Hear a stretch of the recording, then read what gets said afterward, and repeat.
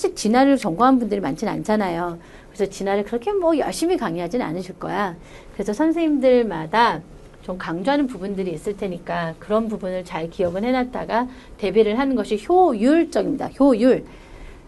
이 진화라든가 생물의 다양성 파트는 사실은 가지고 있는 내용이 아직은 좀 조금은 중구난방이면서 어마어마한 종류가 많기 때문에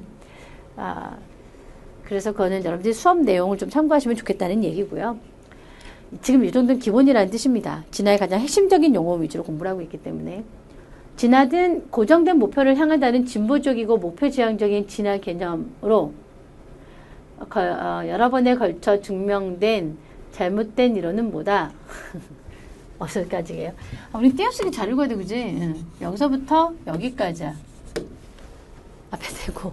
그러니까 고정된 목표를 향한다는 진보적이고 목표지향적 진화개념. 멋있는데. 뭐 진보, 목표지향. 정향이잖아, 정향.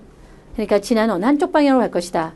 기린의 목은 점점점 길어졌고 말의 발굽수는 점점점 줄어들었고 이렇게 어떤 하나의 경향성만 가지고 소개할 수 있다는 모델이 있었어요. 그게 정향 진화인데요. 이런 정향 진화는 현재 기각됐죠. 잘못된 이론이라고 봅니다. 예, 답은 5번이었고요. 나머지 잠깐 보시면 자연선택은 적응도에 기초해서 적응도가 높은 개체가 그 다음 세대의 대부분의 대림전자를 공급을 할 거다라는 거고 계통진화는 진화적 유연관계를 고려해서 진화적 유연관계가 높으면 높을수록 같이 자매군으로 묶을 수 있는 것을 계통진화라고 합니다. 여기까지 26번에 5번이고요. 27번. 소진화를 일으킬 수 있는 요인이 아닌 것. 자, 이번 소진화를 슬쩍 내려왔는데요. 소진화는 대림전자 빈도 변화잖아요. 한 집단 내에. 그러한 대림전자가 돌연변이로 인해서 새로운 유전자가 탄생을 할 수도 있어요. 그리고 요즘에는 진플로우를 많이 써요. 그죠? 진플로우. 이 진플로우는 사실은 타 집단에서 넘어온 경우를 얘기하고 다른 집단에서 넘어왔으니까 얼마나 다른 유전자겠어요. 그래서 요즘엔 유전자 확산의 영향력이 굉장히 큽니다. 그래서 소진화를 일으키는 요인을 만약 3가지만 써라 이렇게 얘기하면 유전자 확산, 자연선택, 유전자 부동 3가지만 씁니다. 예전엔 이렇게 돌연변이도 쓰고 유전자 재조합도 쓰고 그리고 진플로우도 쓰고 이랬는데요. 이제는 돌연변이나 유전자 재조합은 좀 약화됐죠. 유전자 흐름의 영향력이 워낙 크다라고 합니다. 근데 여기까지는 다 이제 소진화 메커니즘인데 생식적 격리는 대진화 메커니즘이거든요. 대진화 작용 기전이기 때문에 여기서는 이게 소진화랑 관계된다고 볼 수 없습니다. 유전적 부동은 우연에 의한 선택이다 보니 새로운 집단으로 이주되는 창시자 요가와 그리고 갑자기 교란에 의해 갑작스러운 환경 변화를 교란이라고 하거든요. 그래서 그러한 교란에 의한 벅목 현상. 갑자기 개체군의 크기가 확 줄어드는 현상입니다. 그래서 결론적으로 유전자 부동은 개체군의 크기가 작을 때 잘 나타나기도 하지만 개체군의 크기가 작아지면서 또 발생을 하기도 합니다. 그래서 작으면 작을수록 더 위험합니다. 그리고 영향력이 크다고 우연에 의한 선택은. 그리고 자연선택은 적응도에 기초했다고 해서 마치 여러분들이 추론할 수 있을 거라고 오해를 하시나 자연선택은 현재 추론할 수는 없습니다.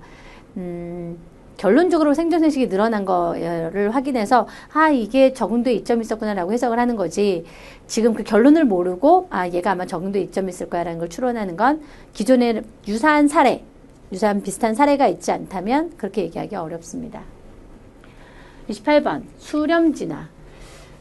진화가 예측을 할 수 없는 이유는 아직도 진화 개념에는 좀 반대되는 말을 여전히 그게 둘 다 옳다는 식으로 사용하고 있기 때문이죠. 바로 이 수렴진화와 비교되는 단어는 발산진화 또는 적응방산이라고도 하죠. 그러니까 한 종이 있었는데 그 한 종이 다양한 환경으로 이주해서 그 각각의 환경에 적응하다 보니 다양하게 바뀌었다. 그래서 한 계통의 여러 자손이 자손이 좀 다양하게 진화되는 것, 그것이 발산진화이고 다윈이 처음으로 제안했던 게 바로 이 발산진화입니다. 그래서 다윈의 핀치새를 합쳐서 다빈치래. 몸좀 외워놓으면 되잖아, 그치? 그래서 다윈의 핀치새가 이제 갈라파고스 군도라고 하는 섬의 여기저기서 좀 다른 형태를 보였거든요. 그것이 결국 하나의 조상이 서로 다른 섬이라는 환경에 퍼지다 보니 각자 다르게 적응하여 다양해지지 않았겠느냐가 있는가 하면 수렴진화라고 하는 이러한 진화 현상은 때로 발산진화를 연구하는데 아주 저해가 되기도 하죠. 왜냐하면 발산진화의 기본은요, 서로 다른 지역의 생물이 있는데 그 생물이 비슷한 점을 갖고 있다면, 너희는 한 조상에서 기원됐구나. 너희들이 비슷한 거는 조상이 같아서 그래. 이렇게 얘기를 해야 되는데, 수렴진화는 조상이 달라도 다른 조상이 의 자손이 같은 환경에 있다 보니 비슷해진 거거든요. 그래서 유사해진 경우를 얘기하면서 이걸 수렴진화라고 하죠. 이런 수렴진화가 진화에 좋은 증거가 되기는 해요. 왜냐하면 진화라는 건 변하는 거예요. 같은 환경에서 비슷하게 변하던 다른 환경에서 다르게 변하던 중요한 건 변화된다는 거죠.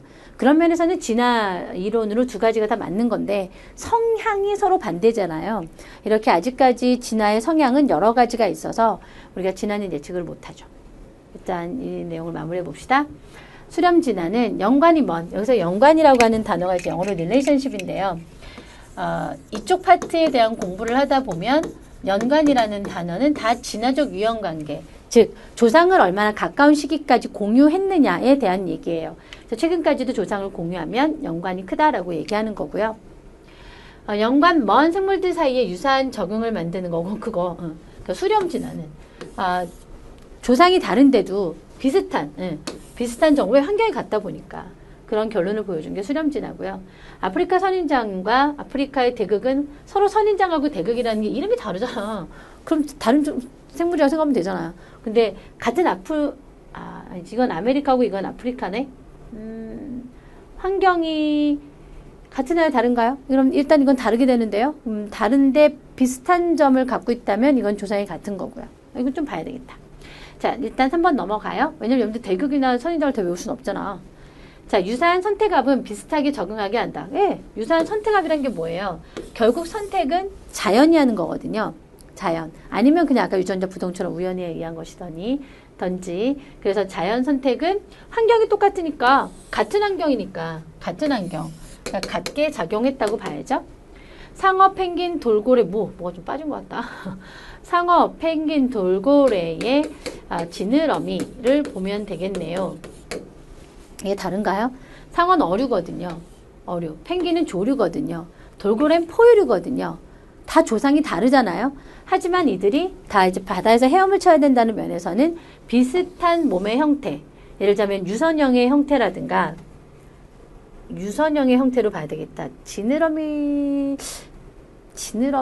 좀 지느러미나 유선형의 형태, 몸이 다 유선형이라고요. 이런 것들 헤엄치는 데에서 유리한 조건을 만든 거잖아요. 이거는 또 수렴진화의 예제가 될 수 있겠다, 그지? 조상이 다른데 같은 표현형을 갖고 있는 거니까 이게 수렴진화의 증거고요. 한 계열이 변화되는 환경에 적응함에 따라 변화가 축적되어 바뀐다. 그러니까 환경에 적응한다는 게 중요한 거고요. 그럼 답은 2번이죠. 뭐냐면 환경이 같아야 된단 말이야. 근데 아메리카하고 아프리카는 환경이 물론 거기에 사막이면 사막 아니면 온대면 온대 이렇게 얘기를 해야 되는데 그게 없는 게 좀 아쉽긴 하지만 일단 말투에서는 다르다는 걸 보여주잖아요. 다른 말에서도 또 다 수렴진화에 대한 성격이 있기 때문에 답이 2번으로 가셔도 좋고요. 그렇게 찾는 거예요. 이걸 무조건 외워서 푸는 게 아니라 문제 풀 때는 조금은 요령을 가지셨으면 좋겠다. 그래서 나머지 보기를 10분 활용을 하셔야지 A의 답은 3번, 5번의 답은 6번 이렇게 답만 찾는 게 아니죠. 그래서 우리 학생들한테 이제 한 줄 해설 같은 것도 달아보라고 공부할 때는 좋은 방법이라고 얘기를 해드리기도 해요. 여기까지지요? 예. 그래서 이제 2강은 여기까지 마무리할게요.